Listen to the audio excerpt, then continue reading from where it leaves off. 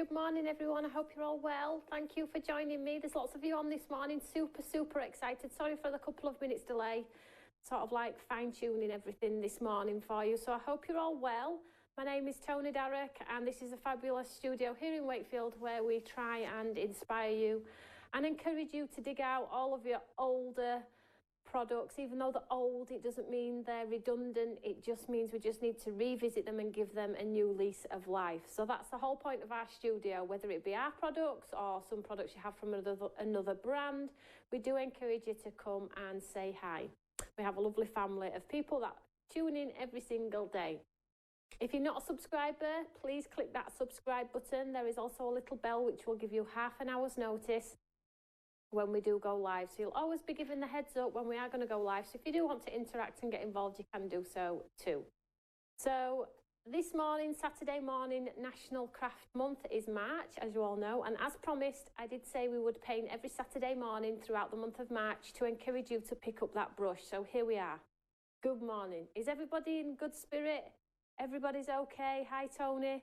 So let's just say hi to some of the lovely ladies. Hi, Irene, Carol, Sue, Jenny, Patricia, Roseanne. I know a lot of you are watching and not going to be commenting. A lot of you have told me that already. The screen goes too fast. This is why I have vertigo. But I know you are there. So even if you're not commenting, I know you sat at home patiently waiting for us to get started with our painting. But for those of you that are commenting, so Roxy Lee, Jackie, Leslie, Tracy, Josie May, Jan, hi Jan, Selma, Chris, Stephanie, Charlotte, Sue. There's lots of you on this morning, so good morning.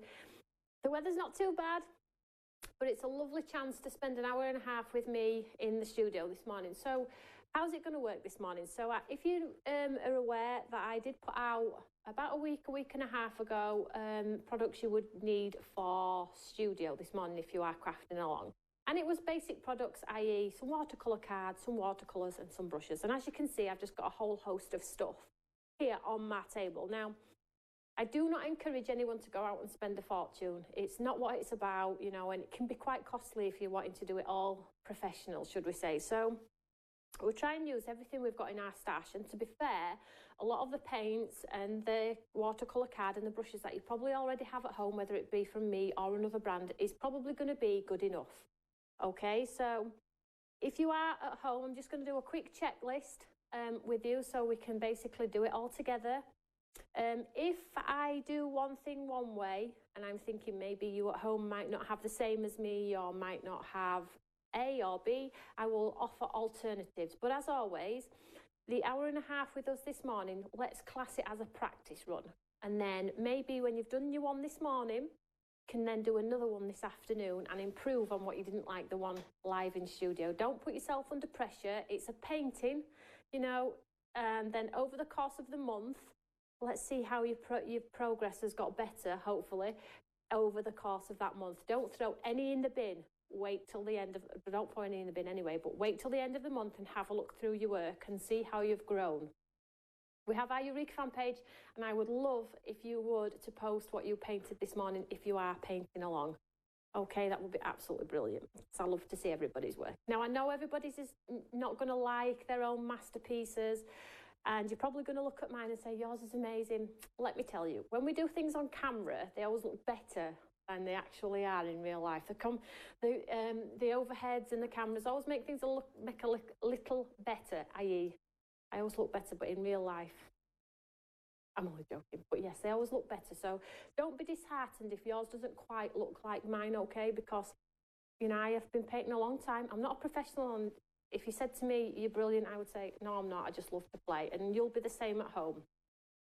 So what we're going to do is just quickly go through a few products, and then we're going to just get into some crafting, okay?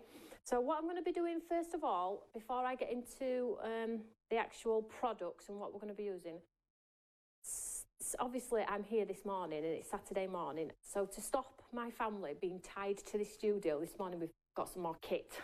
So I'm just going to quickly go through my cameras. I'm doing it all myself today while my boy and my son, while my son and my partner are out and about. So hopefully they'll be having fun while I'm having fun painting. So I'm just going to press the cameras. Don't be off-put. I'm just going to flick through, make sure they're all working. So,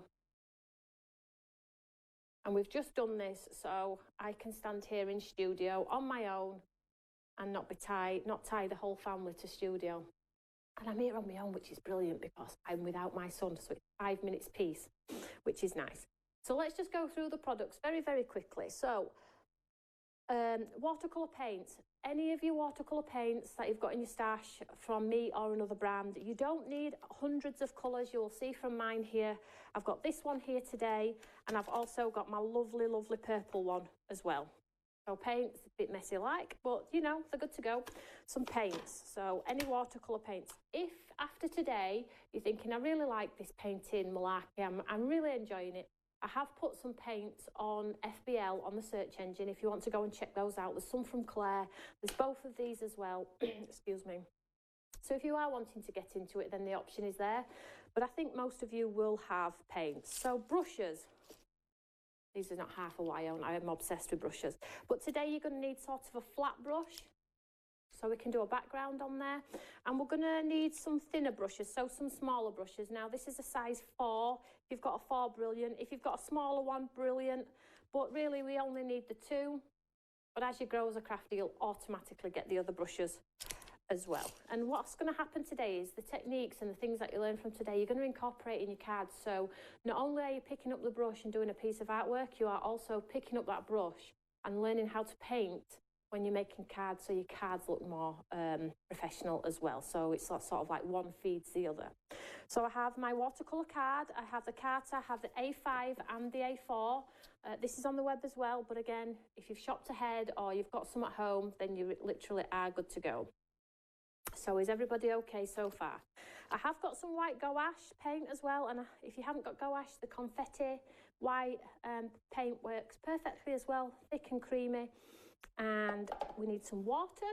So I've just got my cups of water here, and if you have some tape to tape your artwork down, brilliant. And you don't have to have the sort of painter's tape. If you have sort of like masking tape or washi tape or things like that, then you literally are good to go. So is everybody excited? Is everybody set? Have we all got a cup of tea or a cup of coffee?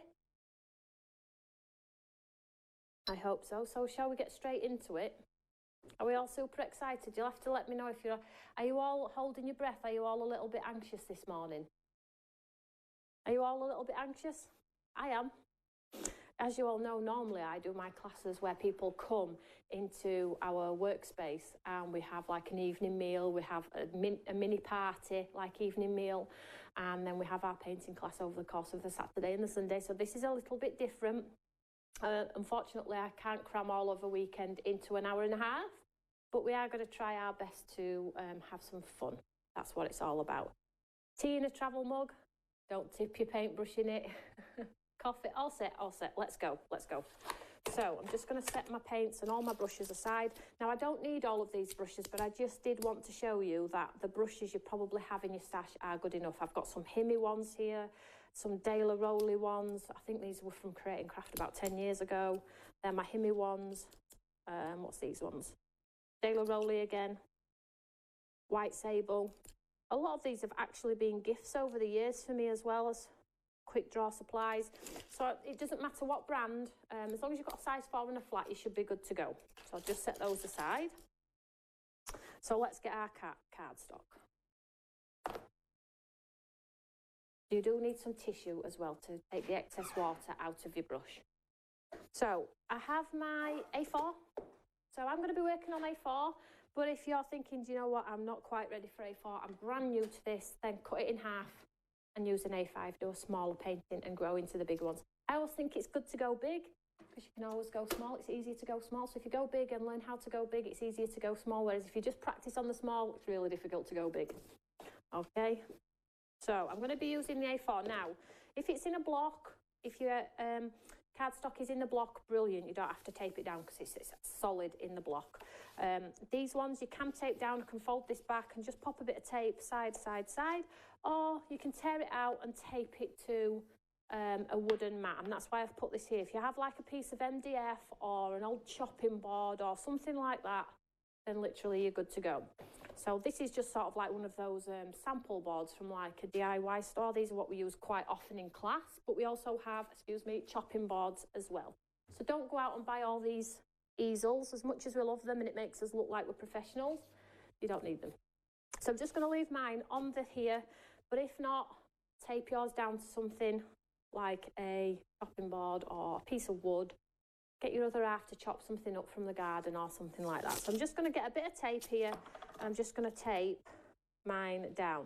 Now, if you like your artwork, because I know some of you already paint and love it and do everything by the book and things like that, you can tape masking tape so you get that beautiful frame around.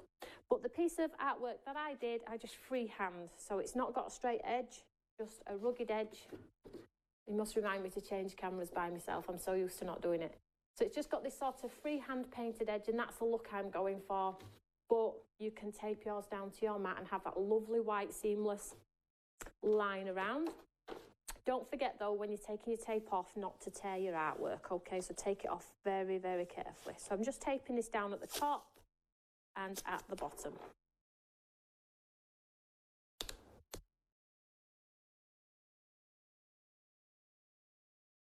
Right, is everybody going quiet now? I don't suspect many of you will be able to type and paint at the same time. I certainly won't be able to read much, so you might want to take a breath. Save your typey fingers for your artwork. Susan, you've not missed anything crucial. We're just taping some card in place, some watercolour card. Now you can tape it to your wooden mat if you want to.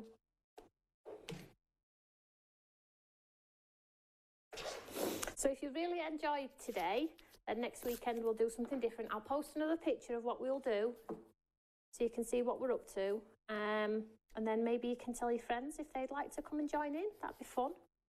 And the more people and the more interaction that we get on our channel, sort of the higher ranking we get as well when people search for like videos and things like that. So it does help us as a company as well. Right, so I think we're good to go there. I'll just put it on. There we go. Can we see that there?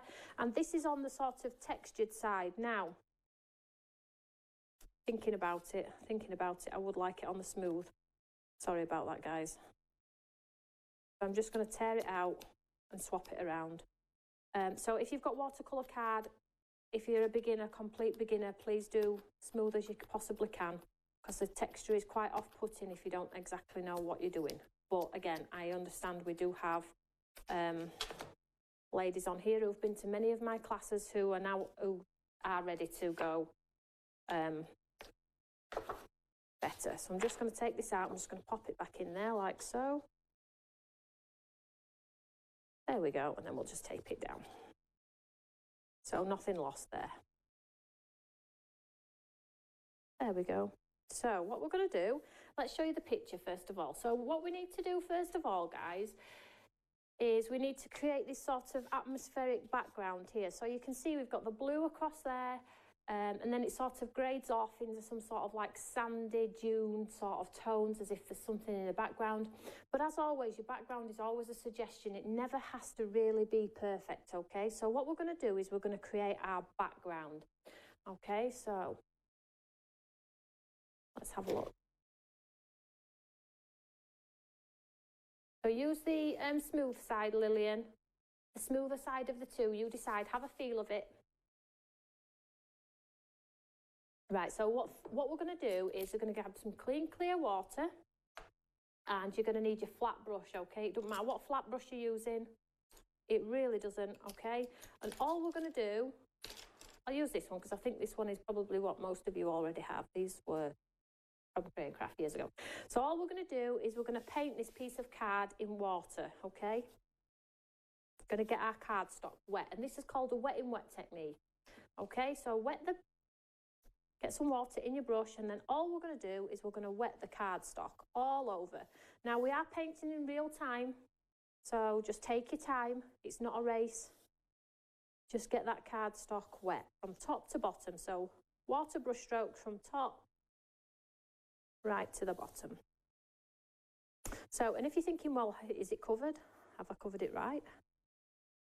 Just lean down and have a look, and you'll be able to see, because the cardstock goes glossy. If you look at me here, Hello. If you look at me here, you can see from the side, if you look from the side, you'll be able to see if your cardstock is glossy or not. Can't see on there either. So all I'm going to do, you've seen me do it in lines across and across, but what I'm going to do is I'm going to do it this way too, because it's textured cardstock and I want water in all of those grooves. So I'm basically pushing that water into that cardstock every way, up, down, left to right. Now my water's probably going to dry quicker than everybody else's simply because I've got the heater on in here and I am right under the heater. But I am getting quite a bit of water on there. So just going to put a little extra layer on because it really doesn't matter. We're using watercolour card. Hopefully you're all using watercolour card. If you're not, just remember not to oversaturate, okay? So I have a lovely, lovely wet piece of paper. It sounds sad, doesn't it? A lovely wet piece of paper. There we go. So what we're going to do is we're going to do our blue sky first. So I'm just going to take my watercolours. Now again, we all will have different tones of blue. Just pick the blue that looks more sky-like. Okay, so let me just see what this one's like. This one will be fine. I'm just going to mix some of this blue. I'll turn my palette around so you can see. Just going to mix a little bit in here. Now it's quite watery. I don't want a really dark sky. So it's better to go light and add than it is to go dark. So I'm just sort of mixing a lovely light blue here. I've got a lovely puddle. You can see it's quite wet there in that puddle.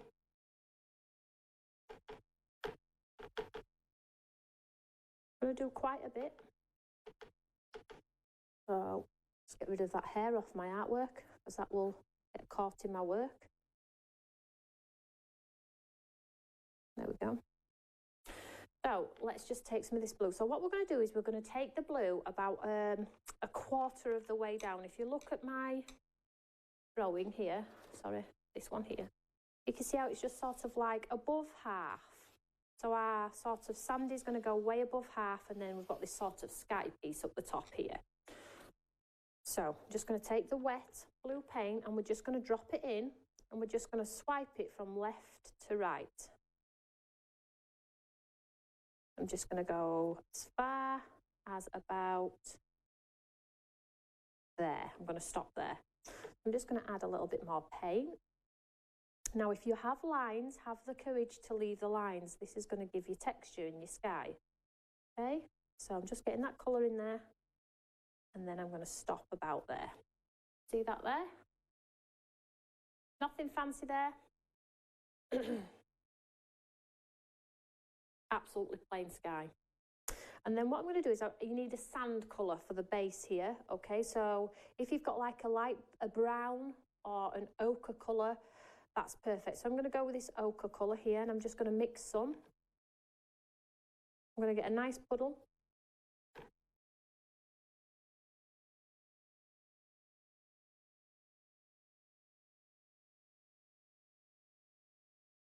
Now I've got a nice wet puddle. And this time, I'm going to start from the bottom and work up. What you need to be mindful of, though, is when this colour connects with the blue, if you connect them, you're going to get a green. So you need to go as close as possible, but not overlay it because you'll get green. Okay, so if you're at this part, if you just want to watch me do this part, so I'm going to start at the bottom here. Okay, and I'm just going to do exactly the same technique. Mix some more here. I'm just going to go all the way up.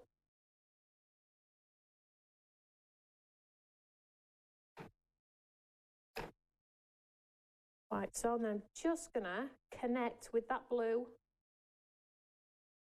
There we go. But I'm not going to overlap this with the blue because we'll end up with a nasty green. If you want to do that, everybody at home, take that sand colour up to that blue.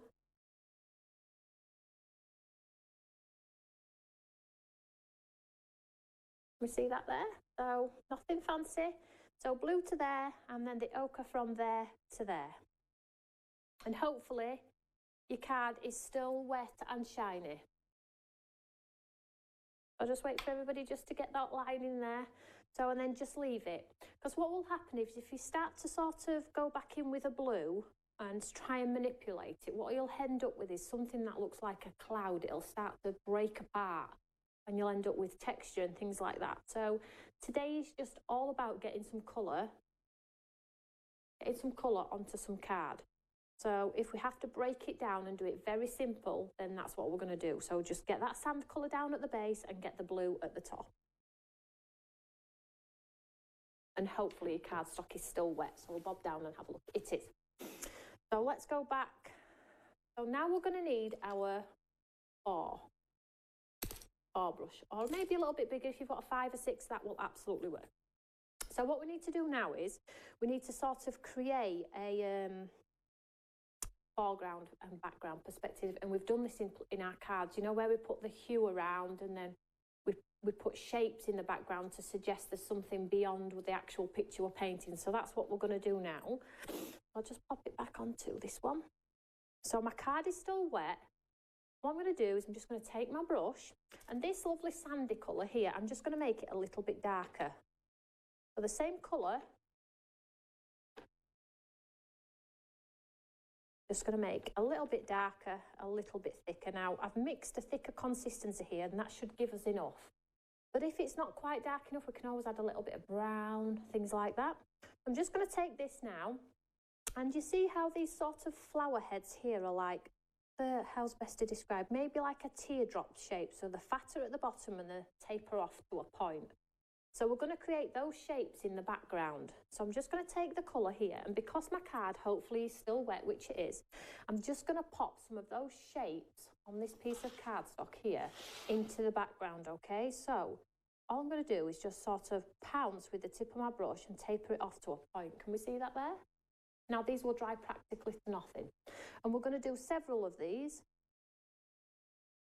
And you can do them all different shapes, all different sizes. A small one here. So I'm just using the tip of my brush and I'm just dropping that colour in, and I'm doing sort of the shapes of these flowers here. Can we see these here? And I'm doing them all over. I'm just going to do them all over. So I'm going to put some down here. Like so. Can we see that there? I might do one upright as if it's going up.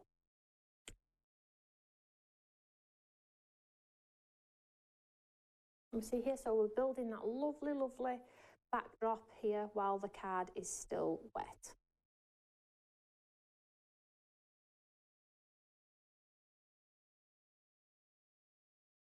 We see there, so no specific shape, no format as such, but if we can keep within that shape, it is better.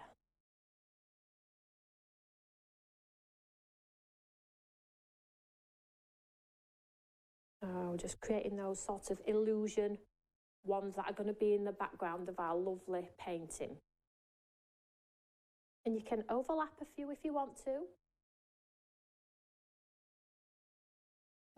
Mix them a little bit darker.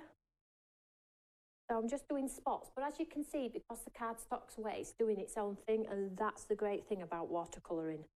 You can't have control of it, so don't try. Okay, so just popping some little dots in there. And going back over some of the areas.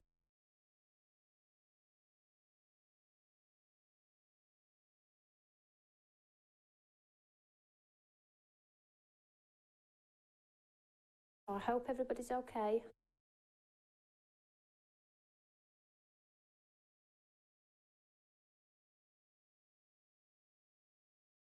I'm just going to keep going. I'll give you all the opportunity to get those little dots in there.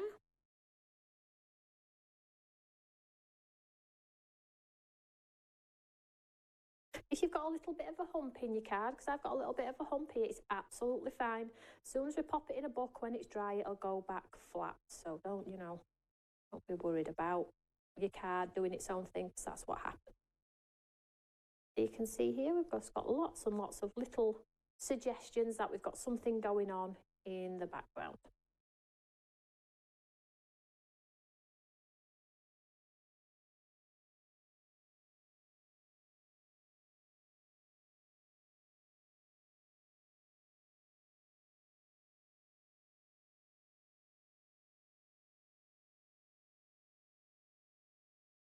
If you hear me go quiet, it's just because I'm just enjoying myself as you are at home. I hope you're all quiet at home as well. But this is a great thing, isn't it, about, you know, painting. Sort of looks after itself, doesn't it?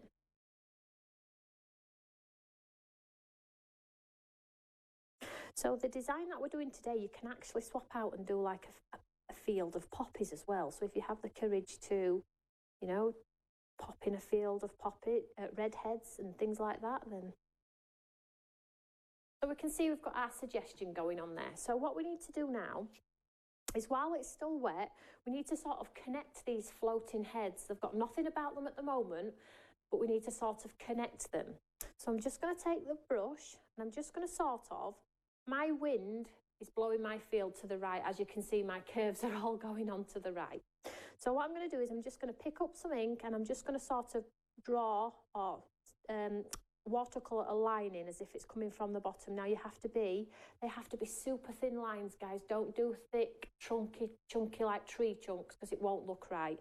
So you're just sort of connecting with the tip of your brush. You're just bringing them down to the base of your painting. And it really doesn't matter which way you do your stem, as long as they're super, super fine. And as you can see, they're practically disappearing anyway, but it's just a case of grounding or bringing those sort of stems to life. So, can we see that there? So I'm just taking that tip of colour and I'm just bringing them to the base. Okay, so our card should still be wet, hopefully. See, I've got a little puddle here. I'm not messing with it, because if I try and take it out now, it will look odd. I'm just going to leave it to do its thing. So you can see there we've got those lines that are just connecting. Sorry, I'll just push it back in shot there for you.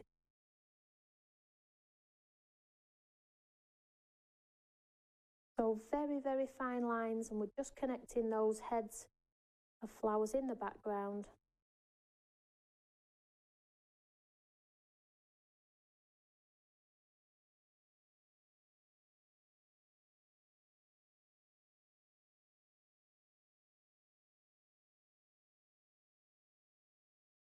Like so, can we see that there? So this is sort of coming together nicely. Absolutely pleased with that one. Is everybody still okay? So, whilst it's still a little bit wet, hopefully, now it depends on what cardstocks you have and what you're using. Some might be more wetter than others. Okay, just come back to this one. Is everybody okay so far? My paper is now dry. I wouldn't spray because it will sort of diffuse, Lindsay. Are you in a hot house? Super hot house? Lindsay, you are a pro anyway. So far so good. Hopefully your card might be still damp, Lindsay. Now I've picked that up, I've got that drip. Get rid of that drip there. Right, so what we're going to do now is we're going to add a touch of green. Okay, so pick a green, one that's more like a grass green. I'm going to go for this one here. It's like a grass green, and I'm just going to mix some here so you can see. I'll just pull this down.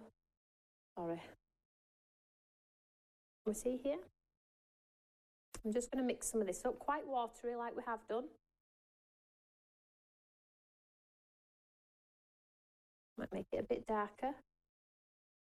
So we're just getting a nice puddle of green. It needs to be quite light if you can. So instead of that lovely ochre colour, we're going to sort of repeat the process that we've just done, but we're going to do it in a green as well. And what we're going to do is we're going to put some of the green on top of our lovely ochre colours, but we're also going to fill in some of those spaces as well. So just pick up some of that lovely green. And again, I'm just going to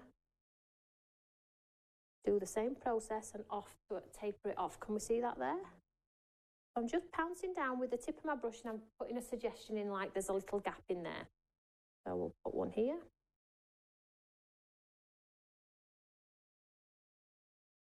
So it's very faint. Might just go upright with that one. I might do a nice standing up one on that one. Can we see there?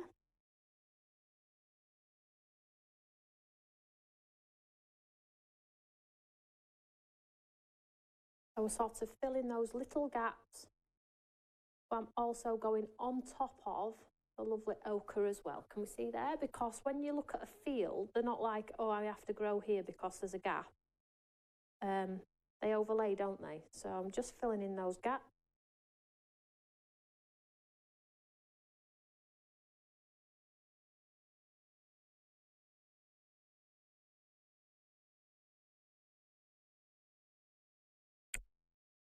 And do some standing proud and some in the wind, okay? So some standing tall.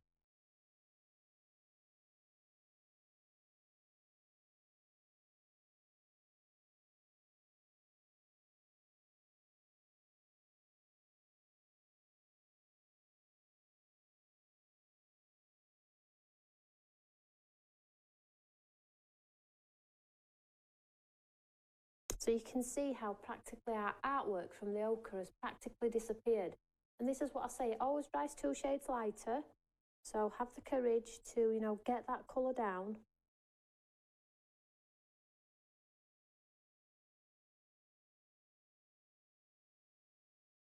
I'm just going back in with a bit more green into those ones I've done because they've practically disappeared.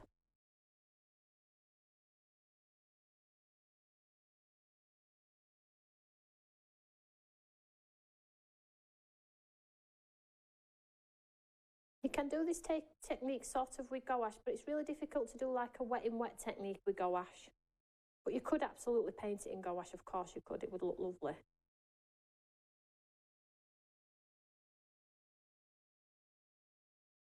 I've got lovely tree chunks, Janice has said.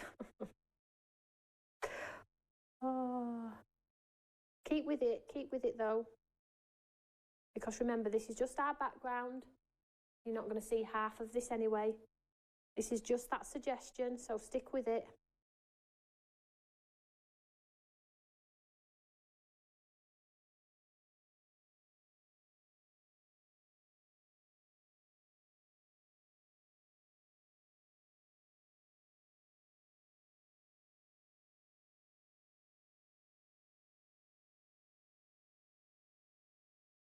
Right, so when you've got a few greens in, we need to do exactly the same. We need to sort of bring those stems down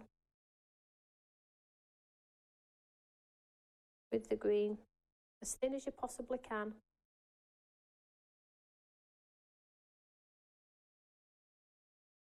You see that there?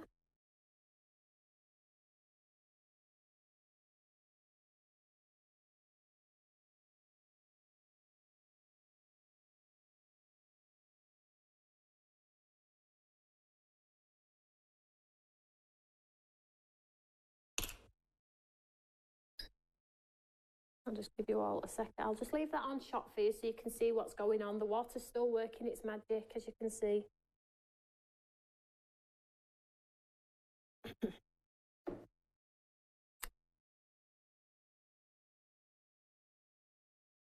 If they're too fine, you can add a little bit more, but don't forget this part here is just what's in the background, okay? We're not going to see the majority of this, but if you didn't put this part in, what would happen is you wouldn't have perspective. So you'd have foreground, but it'd just look like it'd look like a picket fence, if that makes sense. All you would have is the flowers on the front row.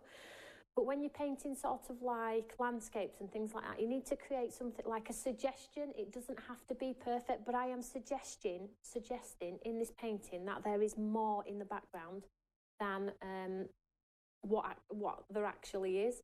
So it doesn't have to be perfect. The ones at the front will be better and will have a better format, but the ones in the background are just a suggestion. Okay, so now let's get a little bit of pink. So I'm just going to take some pink. So let's go with this pink, mix a little bit of pink. So I'm just going to get exactly the same as we did earlier. It's a little puddle of pink here. Can we see this here? And I'm just going to drop some pink in now. So just a little spatter of pink here, there and everywhere, and exactly the same. Just pounce it in with your brush.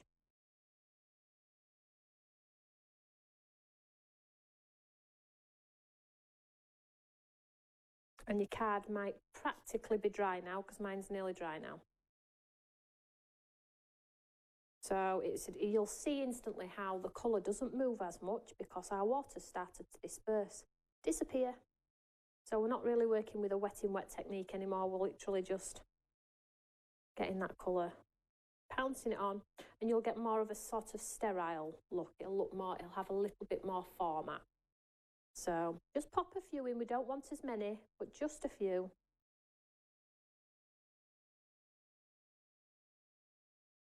And I think I'll leave that at that. Just do that many. Okay, so we're not going to put pink stems in because our flowers wouldn't have pink stems. So you have to, let's go. I'll just leave that on camera while people do their pink part. And then I'll have a quick chat with you all.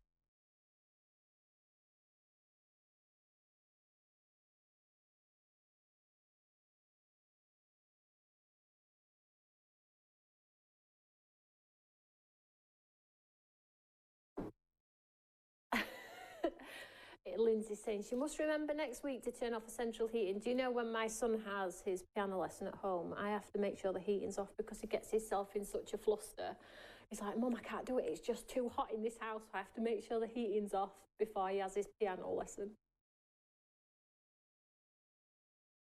Oh, no more tree trunks. Oh, gosh, Janice. What brush are you using, Janice? Is it a 4 or have you just got a heavy hand?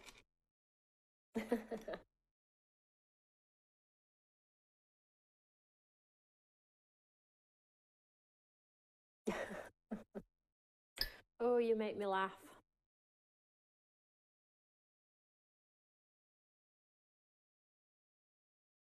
Susan saying she takes photos of each stage so she knows what it should look like.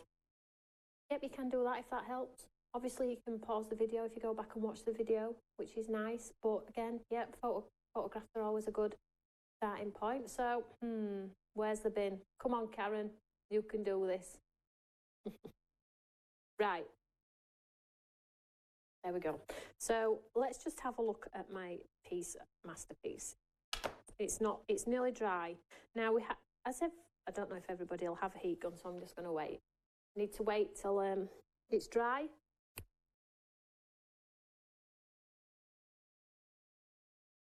I'm just flicking through the cameras to make sure it doesn't go off. Okay. So, just going to give it 5 minutes. Eureka number 4. Looks nothing like yours. Keep going, Phil.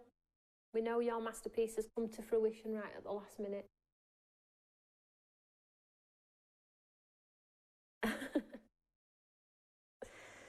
Right, okay, so I'm just not quite there yet to do the next stage. Blow on it, waft it about.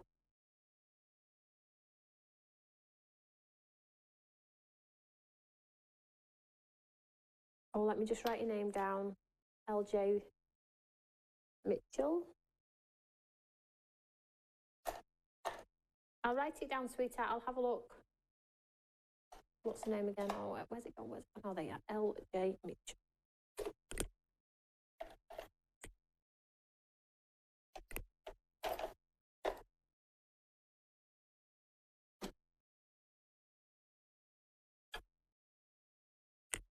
Yep, I've got it now.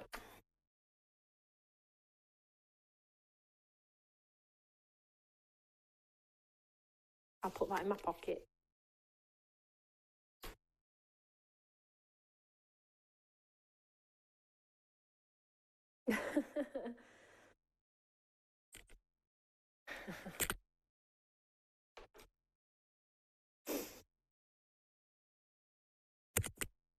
Tim's put a message on saying he doesn't feel like he's needed anymore, bless him.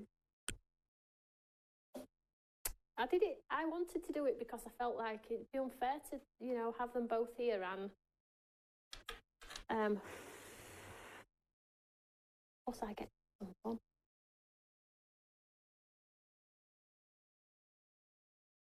Right, I think we're ready to go now. Mine's still wet now. Have you got a heat gun just to push it on a little bit? Doesn't look like Tony's.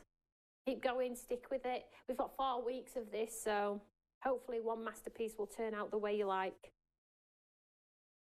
Right, we're going to move on. So I'm going to grab my size 4 brush, okay? And what we're going to do is we're going to get some flowers in here.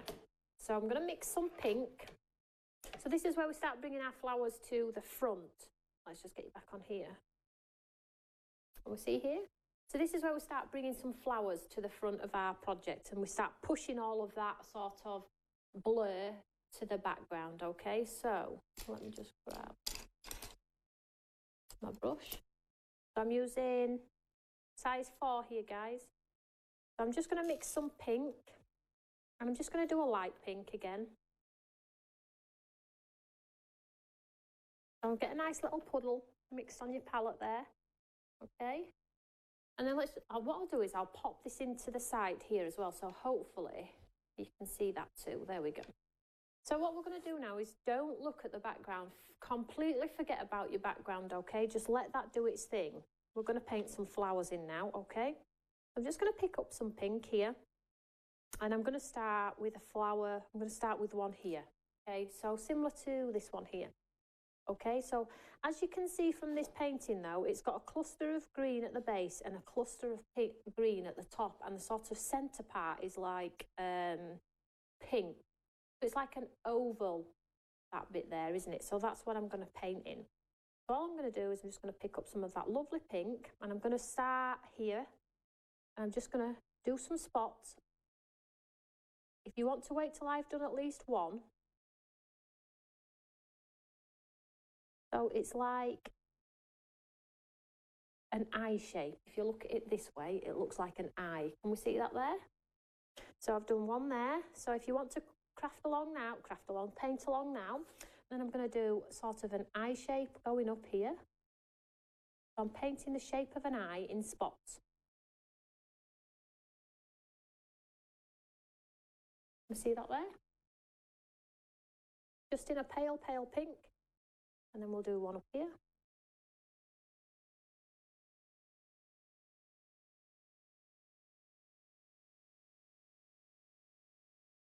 And some can be bigger than other ones. Let's make this a big one, actually.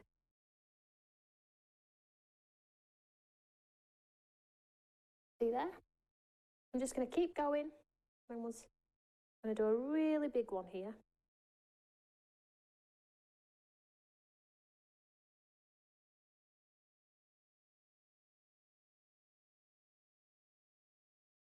I'm just popping some, it's like dots. I'm dotting with the tip of my brush. Can you see that there? Oh, let's pop some down here.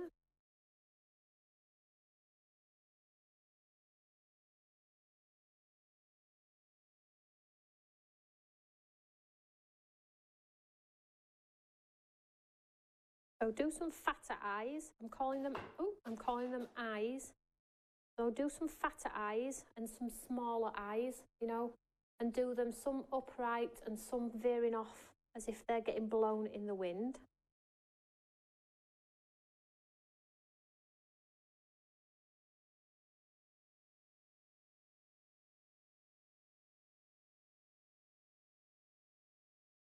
Maybe do one where the top of the eye is tapering off as if it's getting blown in the wind. You like that? We tapered it off. Make some more colour.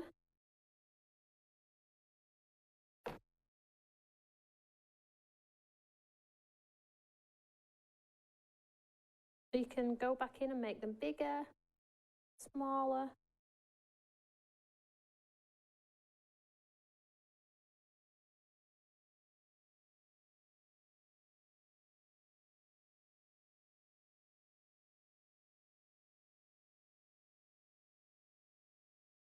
So I've done 1, 2, 3, 4, 5, 6. I've done 7 there. We can always add more. So this is where we're sort of like building that layer. So the back part is our underlay. The next part is the sponge. And then we have our posh carpet at the top. Does that make sense?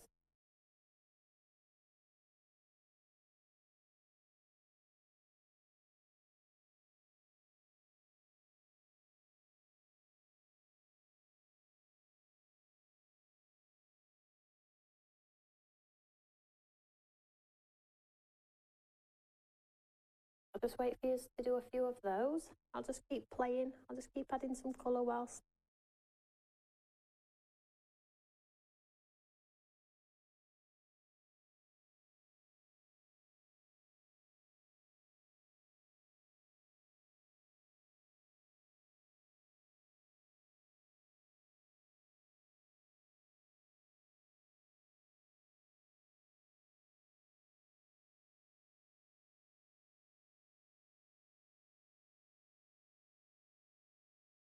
It is key, if you can, to do a few upright.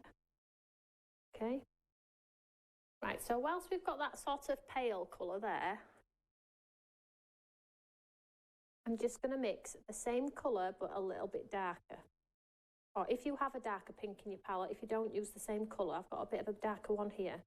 I'm just going to make the next colour a little bit darker, okay? So, like so. So I've got a little bit darker, and then all I'm going to do with the darker one is I'm just going to spot some random spots into the areas where we've just done those flowers. Still not quite dark enough.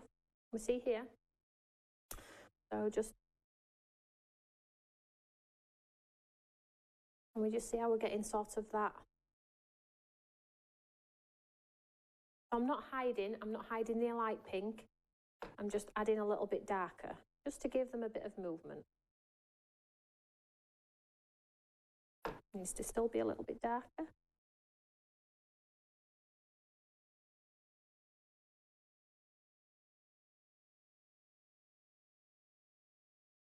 Can we see there?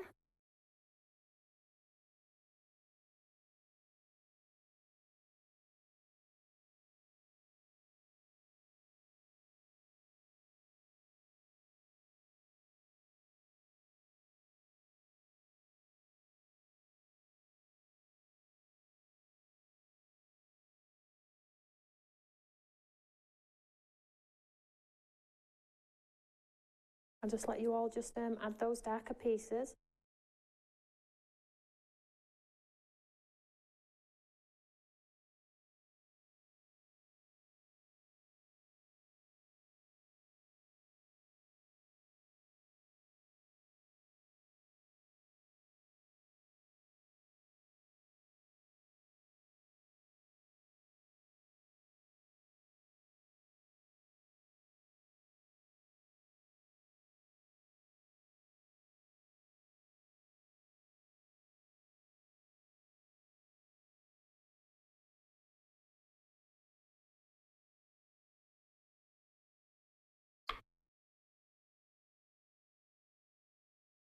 So Julie's saying her background flowers are the same as her foreground flowers. That's absolutely fine. You've learned a massive lesson there that the background ones needed to be quite sort of really diluted for them to disappear, but have a suggestion. You're going to have to really make your foreground ones really dark now if you're able to do that, Julie. So really go a dark punchier, maybe add some tones of a dark red in there as well to bring them, so it separates them.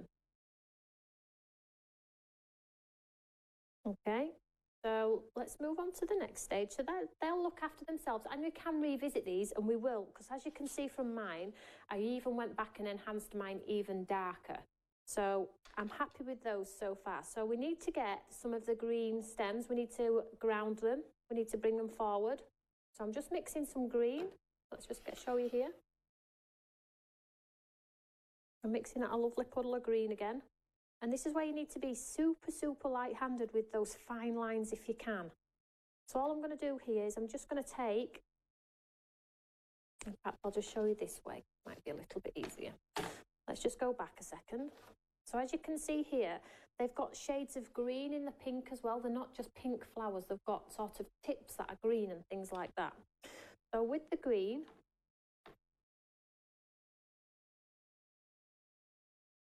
need to pick up some green, and we need to sort of make these into proper flowers now. So all we're going to do is we're just going to add some green spots to the top.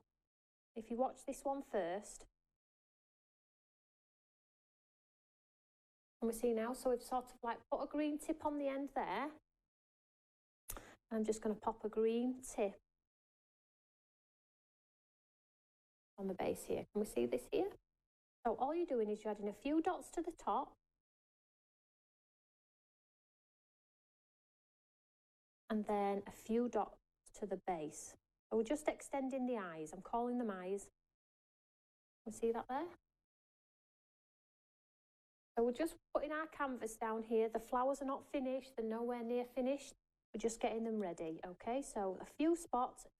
You can go over the pink as well. Then it looks like some pink's coming out of the green. Just adding some green to there.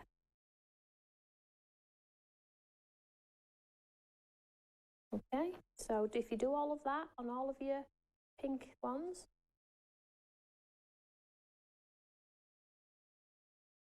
you can do some of the green down the side of the pink so it doesn't look sort of uniform. You see there, I've gone down the side of that one there, just down that side a little bit, just to make it look less like it's sort of uniform.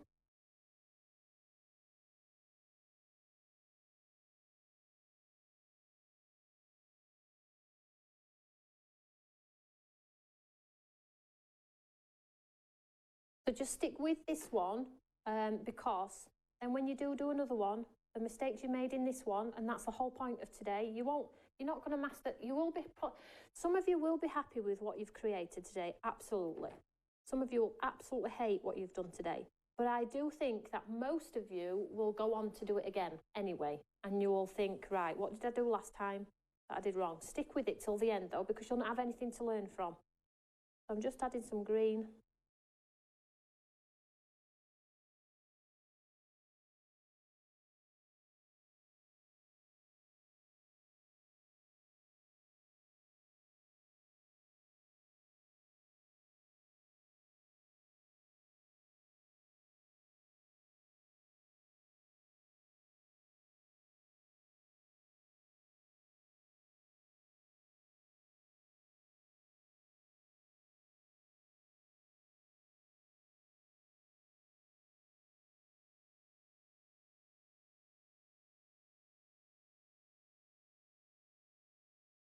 So you can already see now, when you look at your painting, I've got these lovely ones in the background here. So I've created instant perspective with those sort of bleed ones with the pink and the green and the ochre. It's giving me that suggestion, isn't it? Which is super, super cool. Mine are puddles. My dots are puddles. Too much water on your brush, Roseanne. All you need to do when you mix your colour and you take it out of the water pot, sweetheart, like so. If you're getting puddles, a good technique is to have a tissue and just put your brush on the tissue and get rid of the excess water. And then your brush will only have a certain amount of water and you won't end up with a puddle. So if you spin your brush in the water, that's how it's come out of the water. It's got too much water on it, sweetheart. Place it on a tissue, look, can you see all that water that's just come out of there? Now you're good to go. Okay, so pick up your colour and then paint it in and you won't end up with big puddles.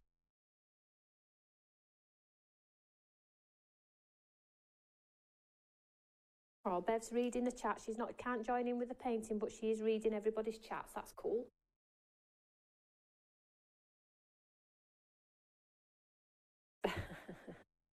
So let's get some stalks on here. So again, just don't overload your brush. If you think it's too heavy, like I've got colour on there, but I can still take off the excess water if I need to. And then without a heavy hand, all you're going to do is you're going to do a thin green line, okay? Connect to your work. So take your time with your lines. See that there? And they don't have to be solid lines top to bottom. Maybe leave a little bit of a space again. Okay, so just touch the tip of your artwork and take your stems down, okay? And all I'm doing is I'm just connecting those heads to some stems now. And this is where it sort of like will start to come together. They're not floating anymore.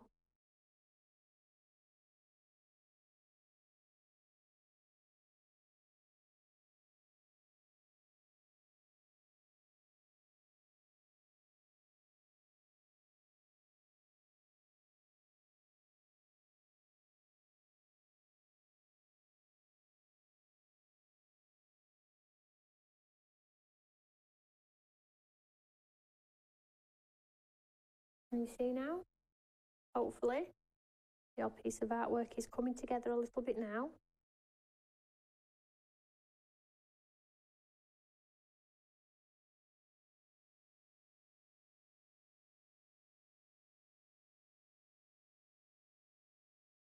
I'll just give you a chance to do that.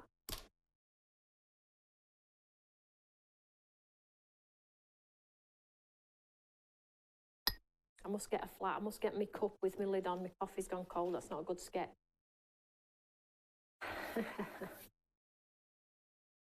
I'm lost now, Nola. So all we've done, Nola, is we've added some green tips to the top and the bottom of the pink. Just some spots again. We just sort of like extended the eye like that, if this like that. And then we've just taken some green and connected them. So now we've not got floating blobs. We've got something that's starting to look a little bit more like a flower. And can you see how we've got these lovely suggestions in the background which tell us, you know, this is going to be a beautiful sort of cluster of beautiful flowers. Super excited about. I'm sure you're all getting something coming together now. So Sue, if your foreground ones are too wet, darling, just take a tissue and get rid of the excess water. So take the water out your brush like the tissue and then pick up your wet mixed colour. Because what you're doing, darling, is, probably a few of you are probably doing this, maybe I should have mentioned it, you're mixing your colour on here so you've got a puddle, and then you're cleaning your brush and then picking up the colour, which means you've got the water in the colour and you've also got the water from your water pot. So it's even heavier and even wetter. So in between stages, if it helps, if you take the water out of your brush by popping it on some tissue and then either pick up the green and paint, or when you take it out of your water pot, take off the water and then paint, and hopefully you won't get these sort of puddles. But, you know, these are all learning curves, you know. It's really difficult to be very, very fine lines with a brush, unless if you're heavy-handed, so that takes practice. And then sometimes the second obstacle is the puddles having blobs of water. So, you know, don't be off-put by the fact you've got blobs of water, because that it happens, and it's just one of those things that you learn as you go. You'll learn to take the excess water out of your brush.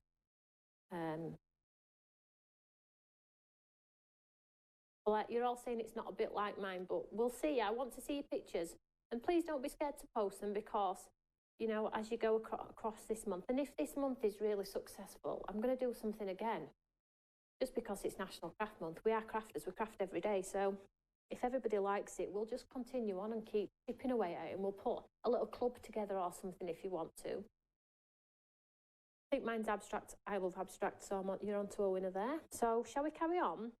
So what we're going to do now is we're going to just mix another green. Now, if you have got a green, you need a differently coloured green now. So I'm going to move on to the next one in my palette. Let's have a look what colour this one is.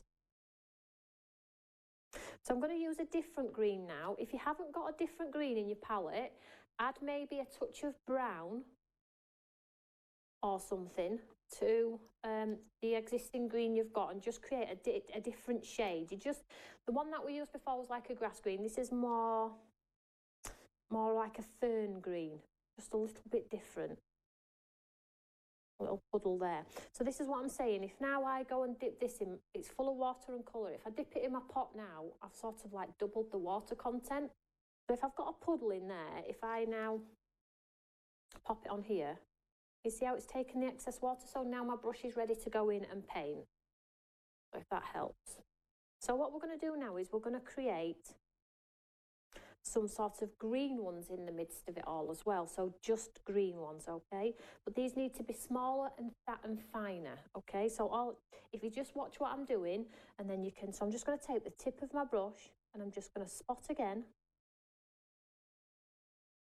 And these ones need to be finer. Can we see there? Maybe a little bit fatter at the bottom. Can we see that there? So we need to spot these green ones, a different shade of green to what you've got going on in your flower heads.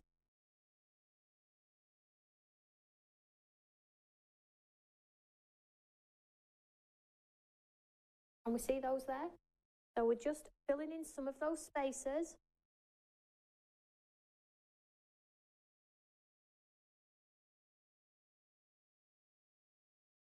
So thinner than your flower heads. Can we see that there?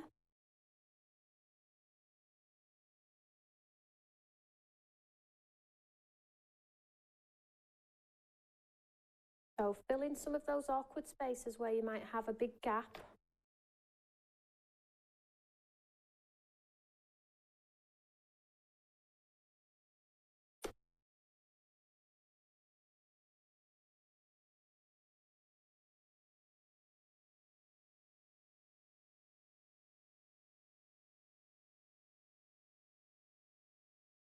And don't be scared to pop some on top of the other, on top of your pink ones, because with flowers don't say, hey, move over.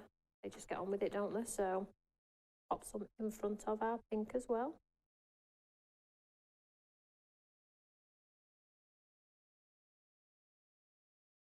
So you can pop some side by side and some on top. I'm going to pop some down here as well.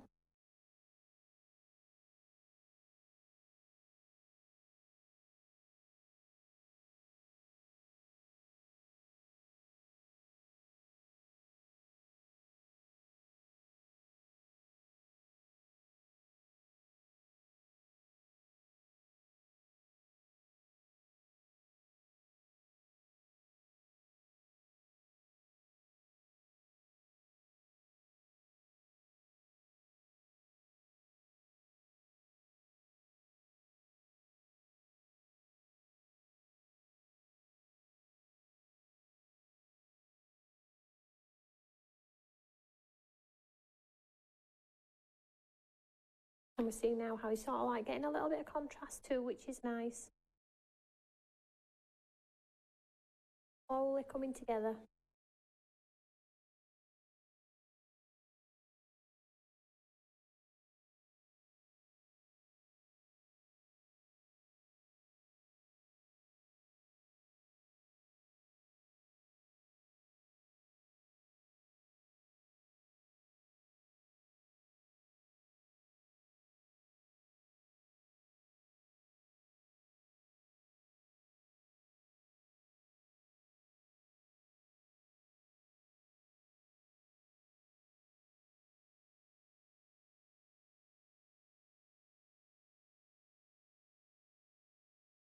My flowers look like lollipops.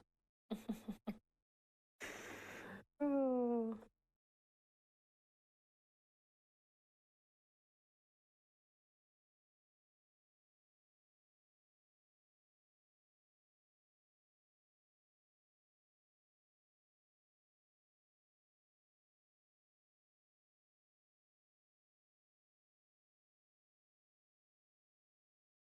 So again, we need to connect them. So they're going to have those stems. So again, nice thin lines. Take out the excess water from your brush. And then take your point of your brush and sort of go in and connect those stems.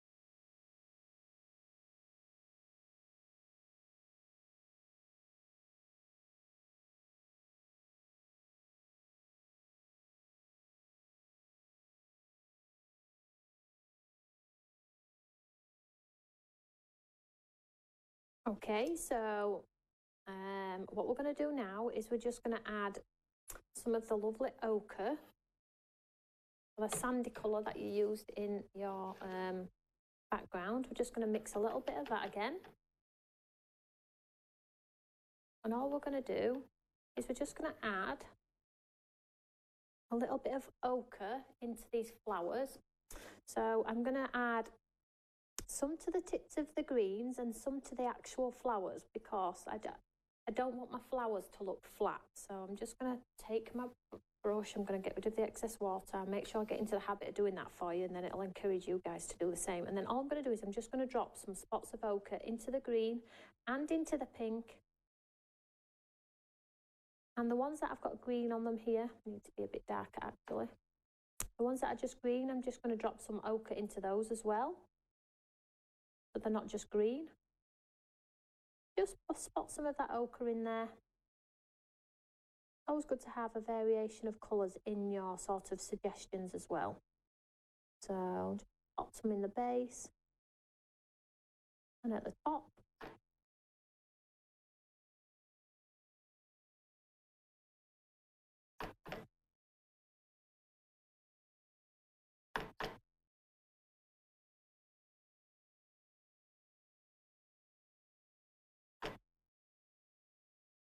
And it's just creating that illusion that there is more to these flowers than meets the eye. Now, we haven't got the detail in our flowers yet, so if you're looking at your flowers thinking, oh my God, they are the worst flowers in the world, we haven't finished, okay? We've got to add some white, we've got to add a darker pink, and we've got to add a darker green, and that will make them pop from your page, okay?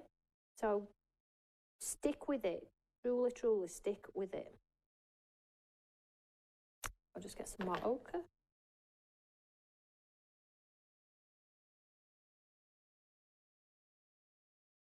I'm just pouncing some of that ochre into the work, not all over. I don't want it all to be covered. I'm just popping some on some of the tips. I'm not going down to the base. I'm just popping some on the sides.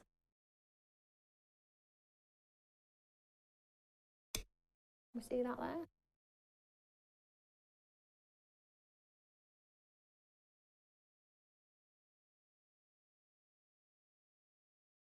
So you just need to let those dry now. So I'm just going to waft. I'm out of the way, just get this to waft a second. I'm just getting this dry.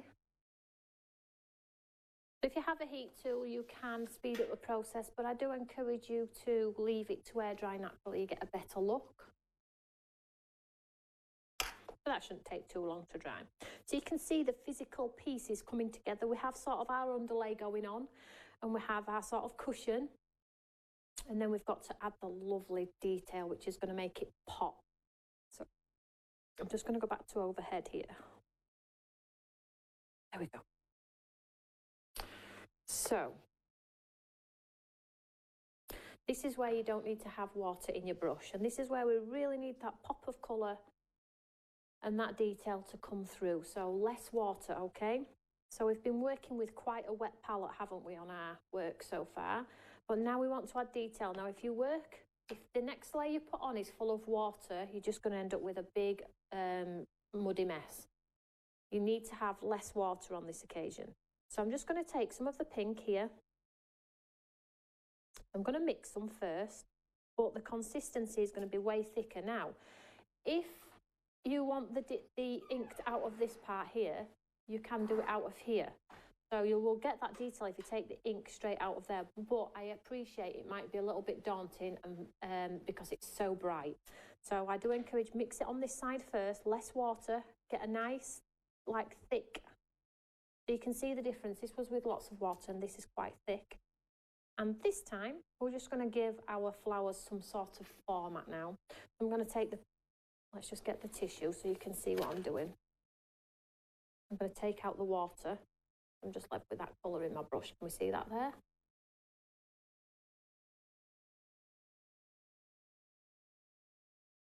So I just have loaded colour here, no water. Okay, so let's focus on this one here, so you can see. And all I'm going to do is I'm going to spot the darker colour in, but not all over. So less water.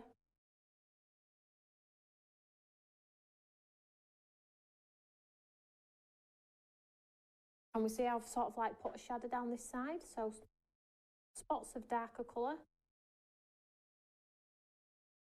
We see now?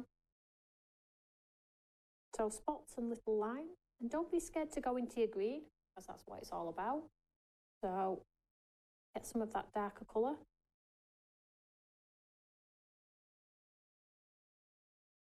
Oh no, I've got hardly no water in my brush here. Okay.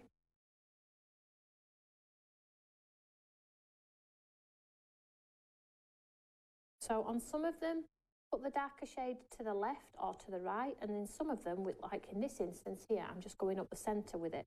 Now my brush is too dry now. I'm just going up the centre with it. You see there?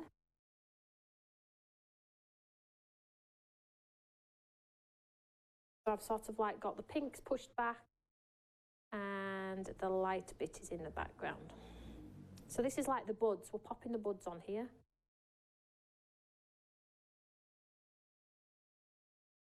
Can we see that there?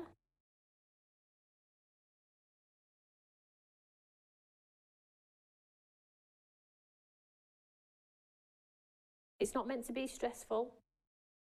You know, it's a piece of paper. And what you've learnt from this one, you will probably do again this afternoon. You'll probably have a cup of coffee and a piece of cake. So again, hardly no water in my brush. I've just got that darker colour.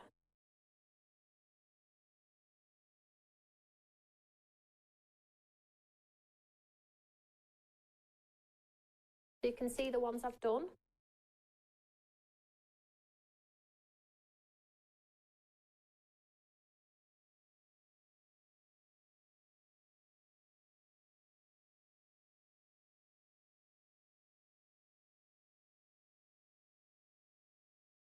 Yeah, take the water out of your brush.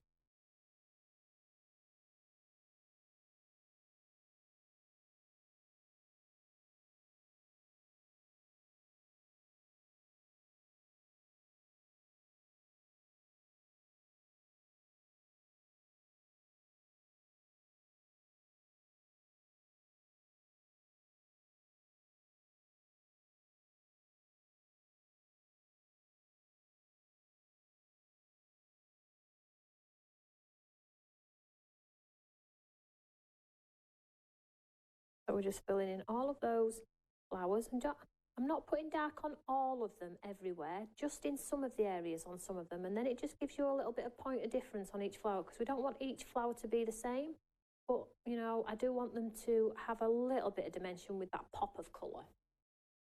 You can see now.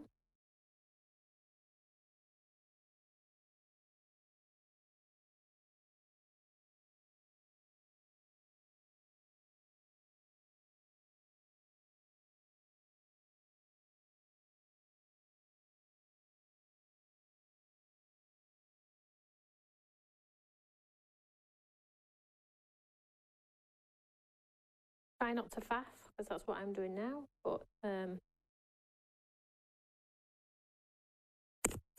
you can see now we're getting that sort of difference in colour. So if you're wanting to make some of the areas a little bit darker, whilst it's a little bit wet, you can, excuse me, you can do a little bit darker. I don't have a darker pink, so I'm just going to take a bit of the black and I'm just going to mix it in with the purple that we've been doing. I'm just going to put some spots of black in there too. Well, purple and black, pink and black. You see there? So it's just, and what will happen is it'll just diffuse into that lovely pink we've got there, because it's already wet. Don't put too much because you'll end up with black flowers. But I'm just adding a little bit of the black in with the pink. You have to have a gentle hand for this though. Just got to give your flowers a little bit of dimension.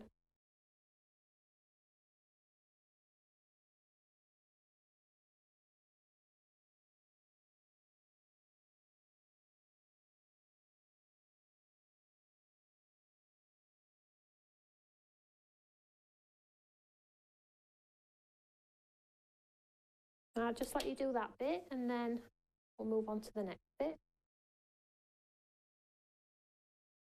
One thing's for sure, they're not all going to be the same. That's absolutely right.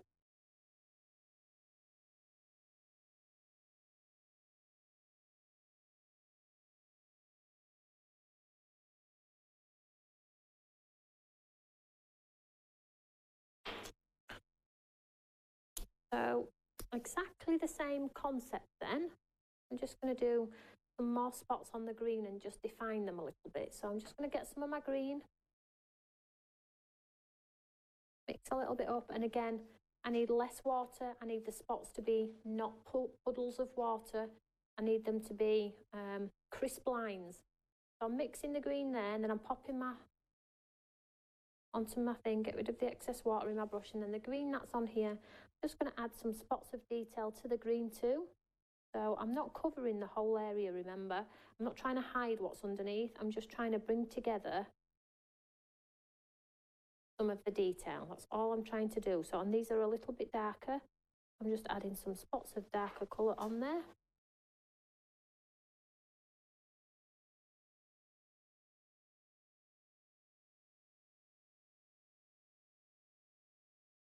So exactly what you're doing with the pink, you need to do with the green. Don't forget to take the excess water out of your brush, so you've just got that clean colour.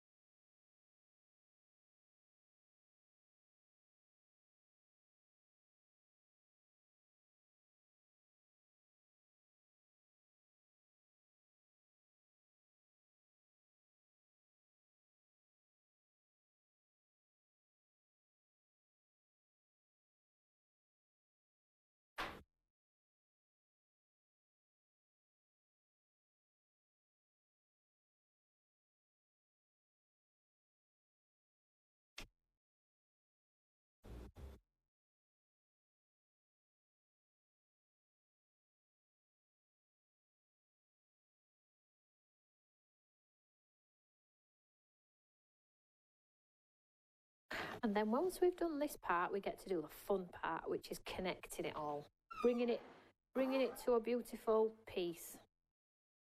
And this is where, if you do have big blobs, we could maybe try and hide a few of them if we're not quite happy with them. So I'm just going to wait till everybody's done this part first, though, because I am obviously painting in real time myself, so I am hopefully not rushing ahead.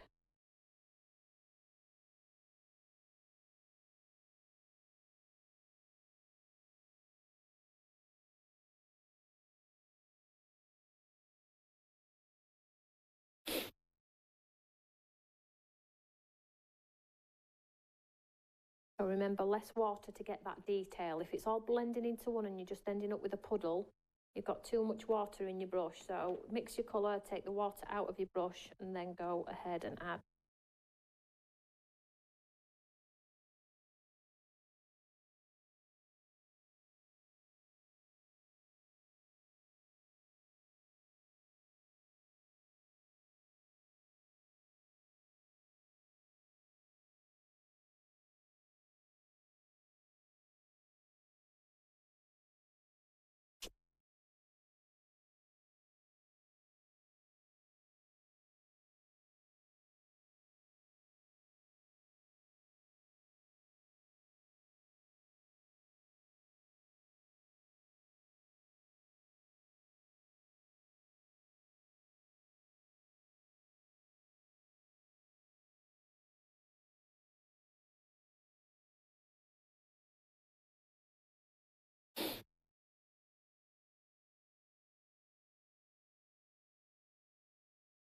You can use a finer brush to compensate.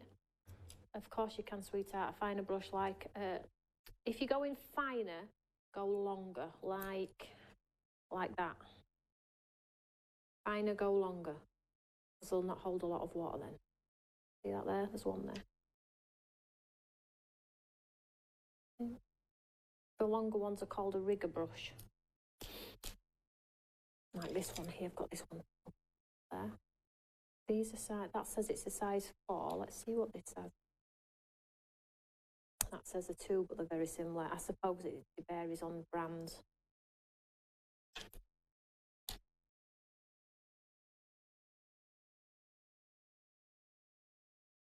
Right, so let's move on to the next stage then. So what we need to do now is we need to create this windy sort of field and blow, like as if there's grass in and amongst. So you need to have a super delicate hand here. We don't want tree trunk. I know a lot of you are doing tree trunks, which is fine. You'll get to grips with it eventually. If you have got a finer brush, swap it out now for a finer brush like I've just shown, like a rigger.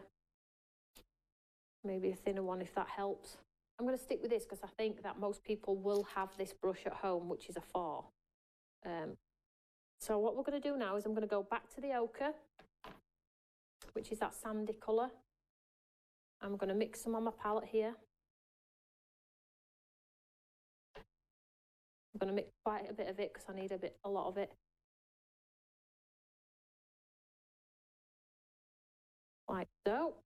And it can be quite diluted. It doesn't have to be, you know, it's not for our precision. It's just for an accent. So just going to take this colour here. And what we're going to do is from the base of our page, we're going to get that grass growing along.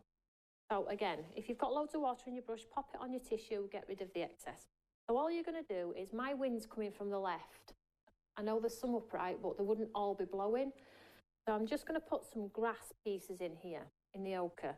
So all I'm going to do is I'm going to go straight over my artwork. So very, very simply, straight over. I'm just going to flick it out. Does that make sense? I'll just do it again. So over my artwork. So all I'm doing, I start off very, very neatly. And then as I get towards the end, I just shake it off. Does that make sense? So that's what we're going to do with all of our grasses. So I'm going to go really high. Let's go high on this one. So very delicate hand, guys. And then when I get as far as, I'm just going to stretch it out. See that there? What we're going to do is we're just going to do this lots of times, random all over our work, because this will practically dry to nothing. Don't know how that's happened, but I've got 2 blobs of water on my artwork.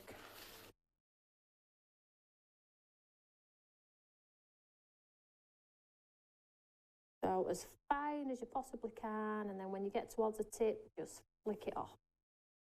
Does that make sense?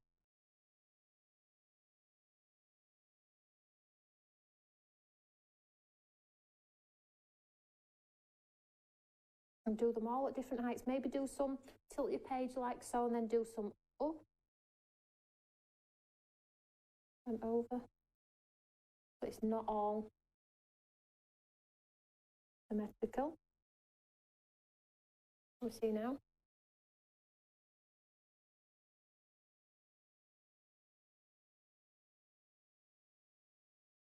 So these are sort of the grasses in the front.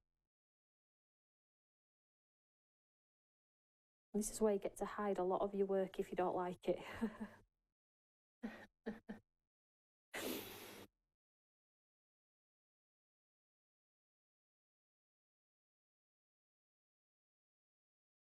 I'll do some little ones as well.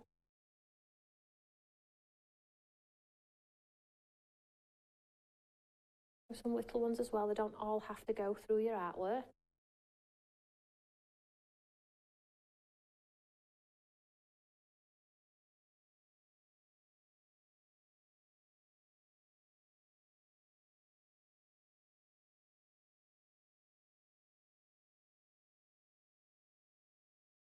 And do some upright as well, because not all of them would be blowing.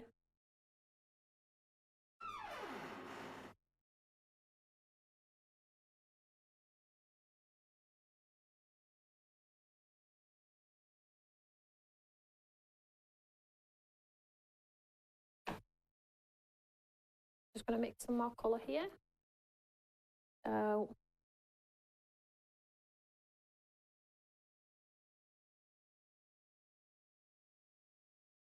maybe do the odd one going the other way. Just turn your artwork around. Try not to break your wrist, but turn your artwork around.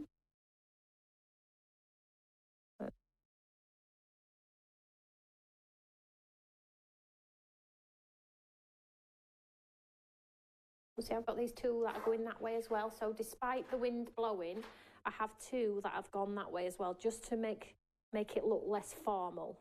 So very delicate hand. Get those fine brush strokes in there.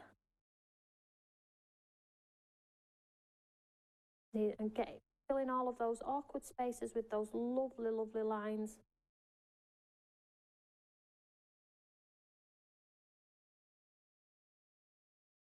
I don't think grasses will hide my mess. So literally now, because I've got the sort of down part in, I'm going to go really high on that one and do like a flick one. You know, like you do on a field where you get that. You always get that one that's got a twisted end, don't we?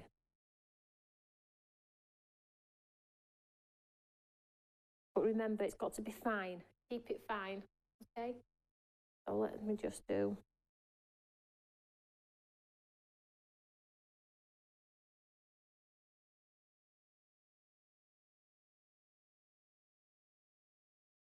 And so if you pop a little notch on the end, it looks like the grass has turned down as well. So get to do that on some of them. So now I'm going to mix some, when I've got enough of those, which I'm happy with. I don't think we need many more. Let's mind you, you can never have too many, can you? So that bit of ochre that I've got in my palette here, I'm going to mix some green in with it. Not going to waste it. Mix some green in there, and I'm going to put some green ones in this time. So again, get rid of the excess water if you're going to end up with puddles, and then this time I'm going to put some green ones in.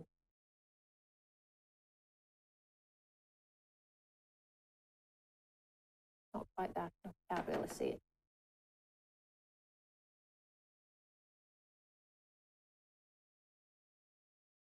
Oh.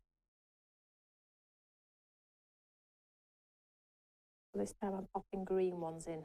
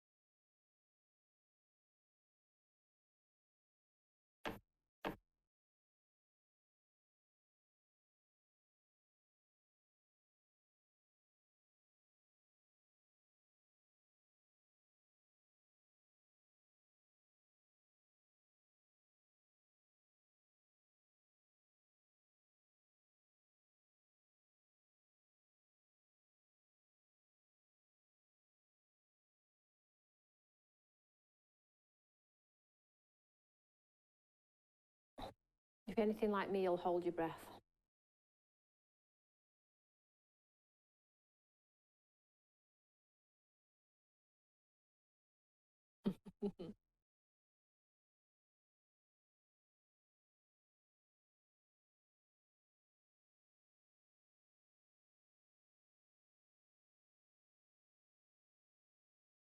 Don't forget to take those grasses as well, right up into that sky, as if it's going into that skyline. Can we see that there?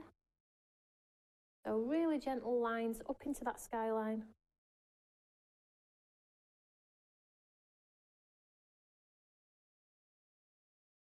Don't worry about this part, we haven't finished this part yet. Just try and get this part looking pretty if you can.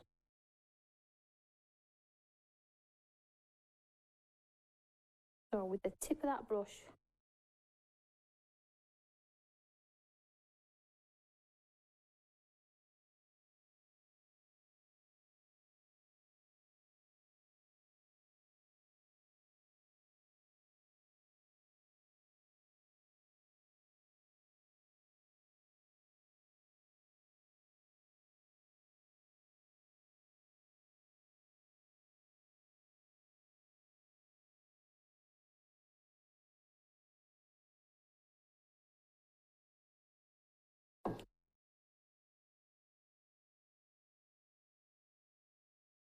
so I have lost the stems of my flowers in and amongst all this grass here. So I'm just going to make them a little bit darker whilst everybody's catching up. You may not have lost yours if you've all done them so dark. I'm just going to bring them back in so I know where they are.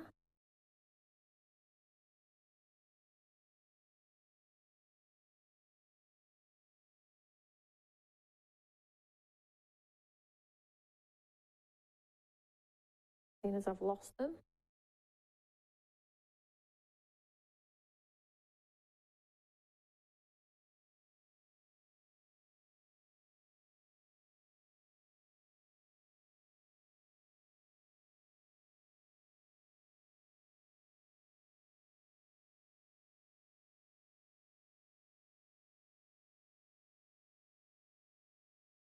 How's everybody doing? Obviously, this is an hour and a half. I mean, I don't even know how long we've been going. Let's have a look. Oh, we have been going a little bit. It is an hour and a half now. We have nearly finished, though. Normally, these things are done in like a day. You know, we show you how to do a wetting wet.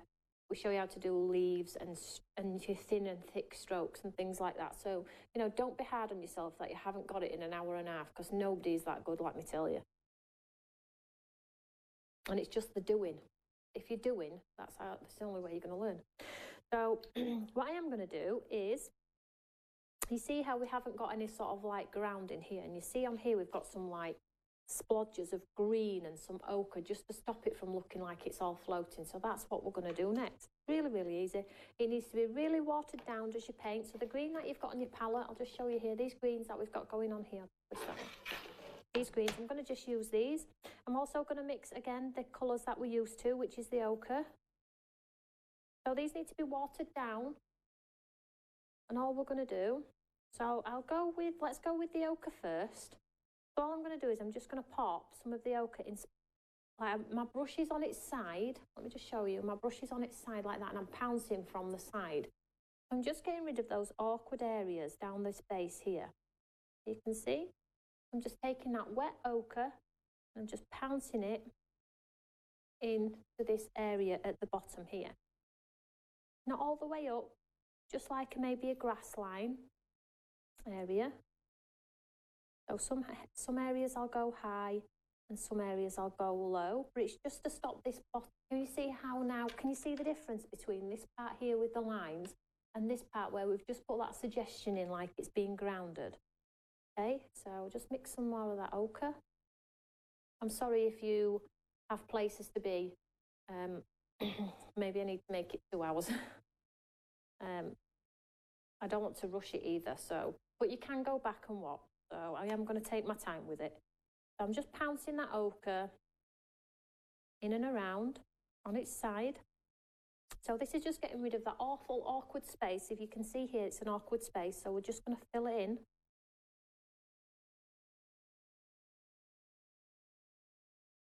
I'll take it right to this end here, look. We see that there?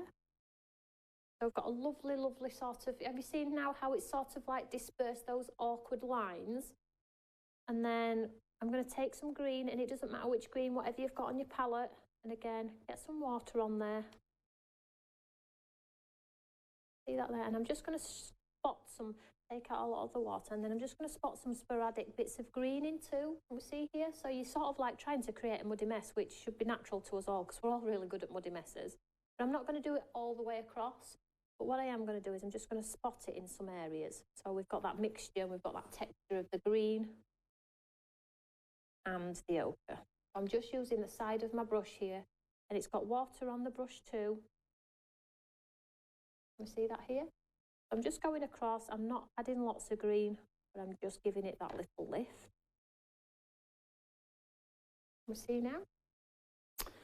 And then the third one is a different shade of green. So we'll go this one.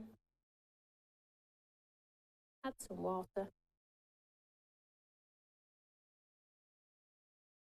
And again, this darker one, I'm just going to add some spots of the darker one too. So just in some areas, not at all. You see, it's just sort of like giving the appearance of maybe grass or something, you know.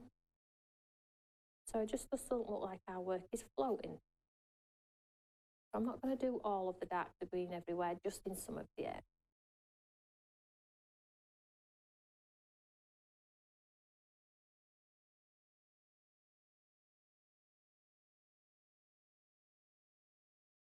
Like so.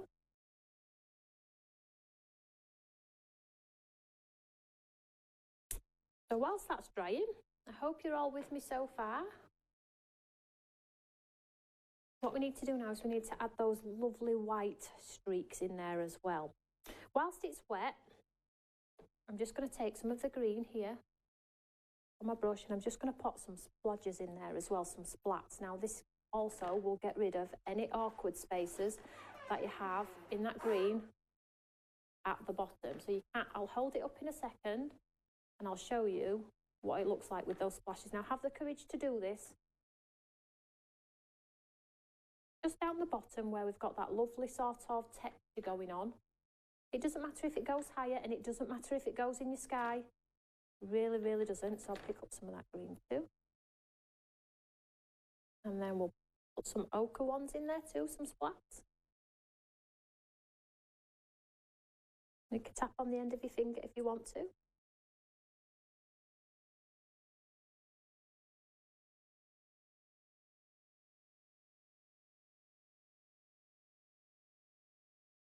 Right, so I'm just going to absolutely leave that now. And what we need to do is just add the white. So if you have the confetti inks, that's brilliant. If you have gouache, brilliant. They both work equally as well. And what we're going to do, can we see on this painting here, we have the white streaks going through. Very dreamy. So that's what we're going to do next. So I'm just going to take, I don't know which to use, they're both beautiful. We'll just use gouache. Just going to pop some on my glass mat here, look. I'm just going to give my painting time to dry. So I'm back with you now. So so far so good, hey? Have you noticed how, you know, filling in those awkward spaces at the base has sort of like grounded your work as well? And the more lines and the grass that you add, the extra detail you get in there too. So if you've got those awkward areas that you're not quite sure about, then you can maybe go in and cheat and hide with a stem of some form. The splats, I just used what was on my matte Tracy, on my palette, so the ochre sandy colour and the two greens. Just splattered them in and amongst. They've practically disappeared now, but it's still filled in those awkward spaces, which is cool, and you know I love a good splat. I thought we were going to have a splat feeding, no. Green splats in your sky. I've got some green ones in mind, but I'm happy with it. But if you are not, then you need to cover. So I'm hoping, we've nearly finished, but I'm hoping that from today's class, you've picked up something, even if it's just one thing, you've picked up something. So I'm going to bring my artwork into play here. Hopefully it's dry-ish, it's dry-ish. And what I'm going to do is I'm going to mix some of this lovely gouache, the white. So let's go back to the one. So just add some water to this gouache. So nice and thick on there.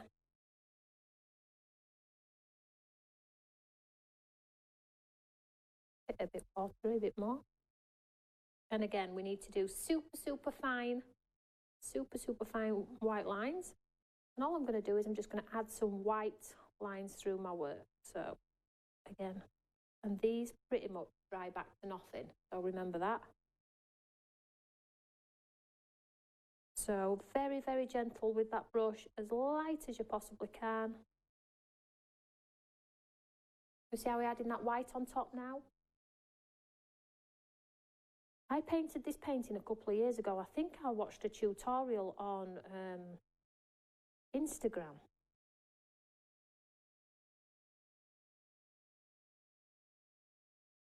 You can see now how we're able to hide a lot of our bits that we don't like. So I'm going up and down. These will dry back to pretty much, you'll still see them, but they will dry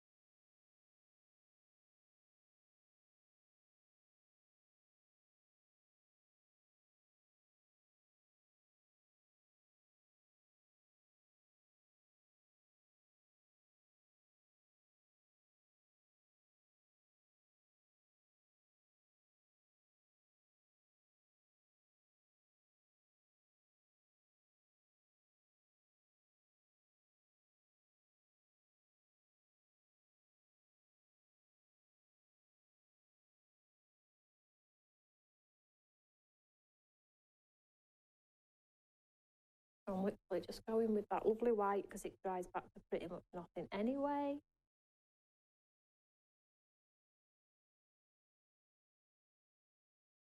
And then with the excess white that's on there, as always, I'm just going to add some splats to the bottom. Never waste the paint.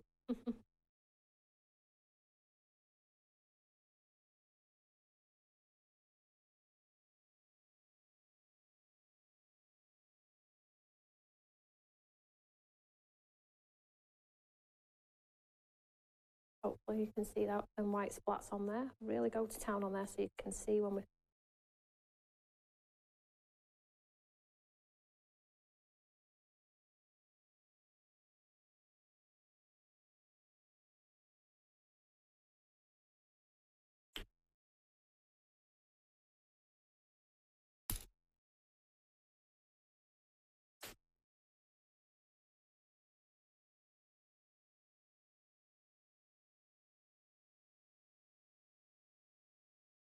So hopefully we have some splats and some white in there.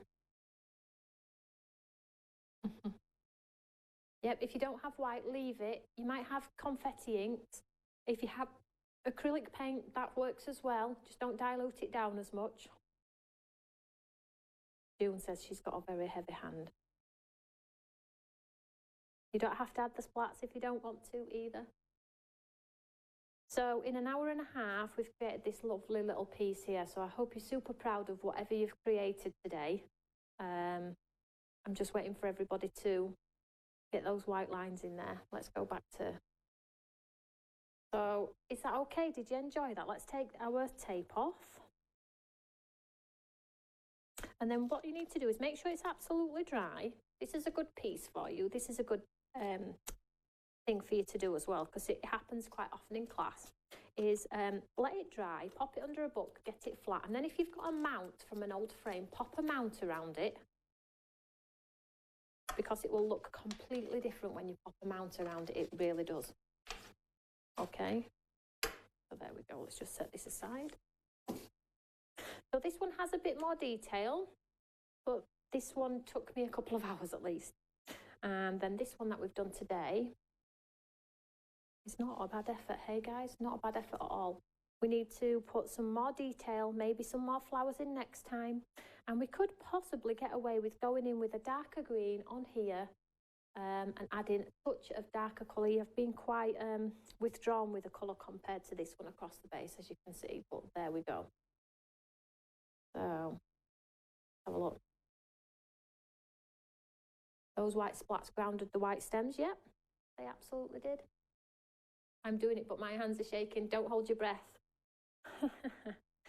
So I'm going to leave it there with you all. Remember to post your make over on our Eureka fan page. We want to see what you've been doing. And if you do another one, show the before and show the after, where you've actually done it again and you've improved on some of the little bits and pieces.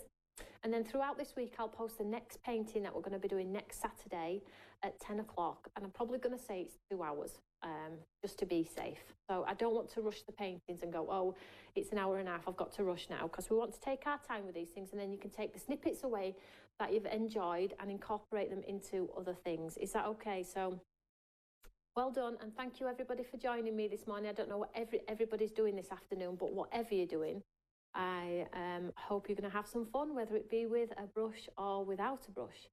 So I will speak to you all later, and don't forget, tomorrow I am on Create and Craft at 1:30 with a sales show, and then Simon is with you on Monday. So have a fabulous weekend, everyone. I'll catch you all later. Take care, everyone. Bye.